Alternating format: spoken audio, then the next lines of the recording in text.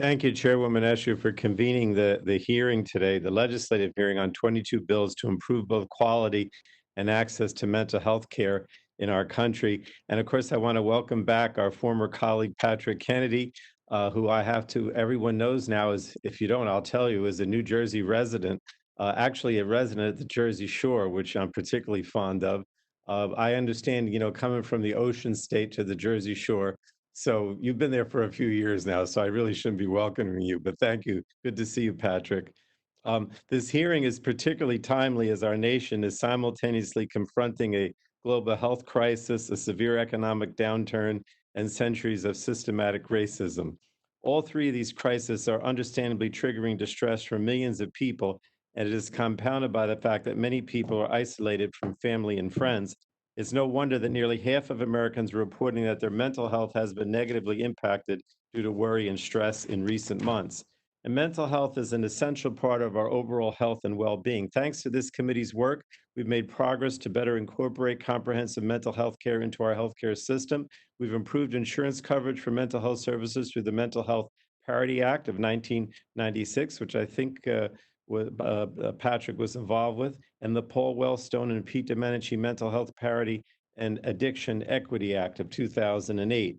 And thanks to the Affordable Care Act, which we voted to enhance yesterday, millions of Americans now have access to comprehensive health insurance plans that include mental health services. The ACA dramatically improved access to mental health and substance use disorder benefits by requiring individual and small group insurance plans to cover these benefits. As a result, millions of Americans can now access mental health services and substance use disorder treatment without fear of exorbitant out of pocket costs that all too often deter people from seeking treatment. And the ACA also applied mental health parity requirements to individual market plans. Now, we continue to build on this progress in 2016 when President Obama signed the 21st Century Cures Act into law. It expanded access to mental health services for children through Medicaid, improved coordination between primary care and behavioral health services, and reauthorized important programs, including those focused on suicide prevention. Again, thank you, Congresswoman DeGette and Upton, for their role in that. And taken together, all these legislative changes have made a true difference in American lives, but there's a lot that has to be done to help people in need. In 2018, more than 47 million Americans said they suffered from a mental illness over the past year, including more than 11 million who had a serious mental illness. Research estimates that more than 7 million American children have a mental health disorder. And tragically, far too many of these conditions in children go unidentified and untreated. And research has found large disparities in access to mental health services amongst Black and Latino children.